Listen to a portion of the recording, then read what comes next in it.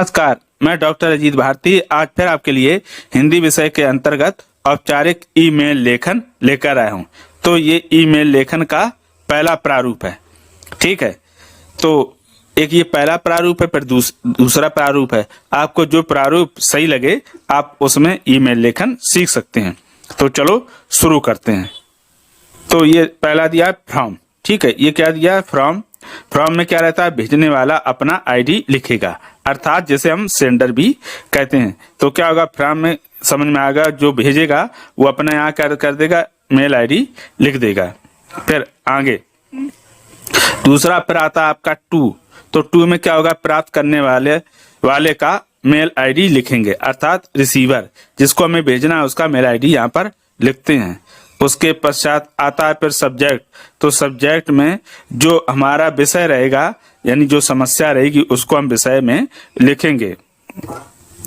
फिर लिखा रहता है कंपोज मेल। तो कंपोज मेल में क्या रहता है, हम जो मेल रहते उसको ही लिखते हैं। तो कंपोज मेल में क्या लिखेंगे ये देखते हैं। तो इसमें देखो लिखेंगे हम सेवा में, लिख दिया, ये सेवा में लिख दिया। और फिर इसके सामने ठीक क्या लिख दिया हमने, दिनांक लिख दी। दिनांक में बस ध्यान रखना कि जो वर्ष है वो हम छिपा लेते हैं, 2000 है, फिर डबल एक्स कर दिया। उसके पश्चात आपका आएगा श्रीमान का महोदय आबासा नगर आगरा, जिसको हम लिखेंगे। देखो ये का लिखा का है, जो श्रीमान यानी जिस अधिकारी को या हम जिसे भी लिखेंगे उसका यहाँ पर पद लिखेंगे, लेकिन हमने यहाँ पर का लिख के रखा है। ठीक, आप तो जो प्रश्न पूछा जाए उसके पद का नाम लिख देंगे।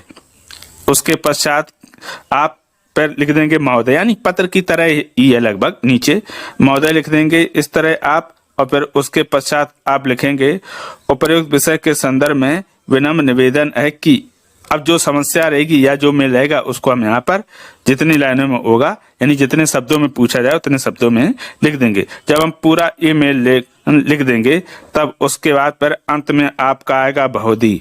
ठीक है, तो बहुधी में जिसका जो पत्र लिखता है वो अपने उसको ही बहुधी कहते हैं। और अंत में लिख देंगे का खागा, यानी जो मेल लेखन लिखेगा उसका हम नाम ना लिखकर ऐसे लिख देंगे। ठीक, क्योंकि जब मेल हम किसी को भेजते हैं तो उससे तो पता ही चल जाता है कि मेल किसने भेजा और किस टाइम भेजा, किस दिनांक को, लेकिन यहाँ पर हम दिनांक उसके बाद भी लिख देते हैं। ठीक है, तो ये हो गया आपका मेल लेखन।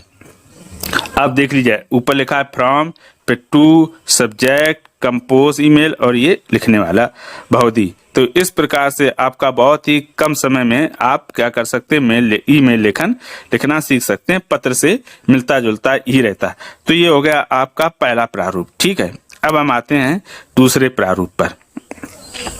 तो दूसरा प्रारूप दिया है औपचारिक ईमेल लेखन, यानी दूसरा प्रारूप। तो चलो अब इसमें क्या करते हैं।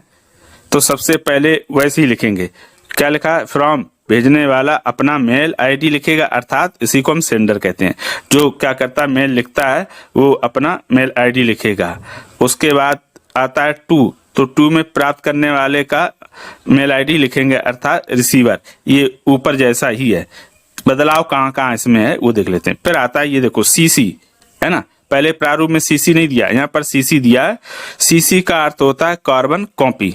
तो प्रतिलिपि अथवा कार्बन कॉपी, हम जिस को भेजेंगे तो कार्बन कॉपी वो क्या होती है, दिखाई देती है। ठीक है, सभी को दिखाई देगी, यानी जो ये हम प्रतिलिपि मान लो एक से अधिक लोगों को भेजेंगे तो वो सबको दिखाई देगी। फिर दूसरा उसके आगे आता है पीसीसी। पीसीसी का अर्थ होता है ब्लाइंड कार्बन कॉपी, यानी जो हम कोई भी कॉपी, या देखो यहाँ कॉपी का मतलब है कोई हम इमेज, कोई डाटा हम अटैच करके भेजते हैं। तो इसमें कार्बन कॉपी में सबको दिखाई देता है, लेकिन ब्लाइंड कार्बन कॉपी में सबको नहीं दिखाई देता है। फिर उसके बाद आपका आता है सब्जेक्ट। तो सब्जेक्ट में मेल का जो विषय वही लिखना है। और फिर उसके बाद आएगा आपका कंपोज। कंपोज में हमने सेवा में और फिर दिनांक लिख दी, जैसा हमने ऊपर बताया था। और उसके बाद फिर वही लिख देंगे श्रीमान। तो श्रीमान जिसको हम लिखेंगे उसका पद और पता लिख देंगे इस प्रकार से, का खागा नगर, जैसे कानपुर लिख दिया। ठीक, अब उसके बाद फिर लिख देंगे उपयुक्त विषय के संदर्भ में विनम्र निवेदन है कि, जो आपका मेल रहेगा उसके बारे में लिखेंगे। और आखिरी में लिखेंगे बहुधी।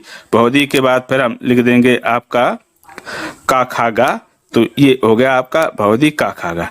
कहने का मतलब ये है, जो हमने पहले प्रारूप बताया उसमें फ्रॉम है, टू है, और ये सब्जेक्ट है, कंपोज, ईमेल, और ये सब एक जैसी। लेकिन इस नए वाले में दो चीजें नहीं जुड़ी, एक तो कार्बन कॉपी और बीसीसी यानी ब्लाइंड कार्बन कॉपी। तो आप चाहो तो ऊपर वाला फॉर्मेट ले सकते हो और चाहो तो आप ये वाला भी फॉर्मेट ले सकते हो। दोनों फॉर्मेट आपके सामने हैं। तो अगर उसके बाद भी किसी को डाउट हो कि ईमेल लेखन लिखेंगे कैसे, क्योंकि अब हम इसके बाद फिर बहुत सारे आपको ईमेल लेखन के उदाहरण इसमें अपलोड कर देंगे यानी भेज देंगे, तो आप और आसानी से समझ जाओगे। तो जितने भी ईमेल लेखन है मैंने दोनों प्रारूपों में लिखे हैं, चाहे वो ऊपर वाला प्रारूप हो और चाहे नीचे वाला प्रारूप। ठीक, आप दोनों में से कोई लिख सकते हैं, कंफ्यूज बिल्कुल ना होना। ठीक, क्योंकि ये पहली बार सीबीएसई बोर्ड में तो पहली बार जोड़ा गया है और सीबीएसई बोर्ड ने कोई फॉर्मेट भी नहीं दिया, लेकिन जो हमारे मोबाइल और कंप्यूटर में मिलते वो इसी तरह के होते हैं। तो आशा करता हूं कि ये ईमेल लेखन आपको समझ में आ गया होगा। अगर किसी प्रकार का कोई डाउट हो तो हमें कमेंट करके बताइएगा। तो फिर आज के लिए इतना ही, अब हम फिर मिलेंगे किसी नए विषय के साथ। तब तक के लिए धन्यवाद।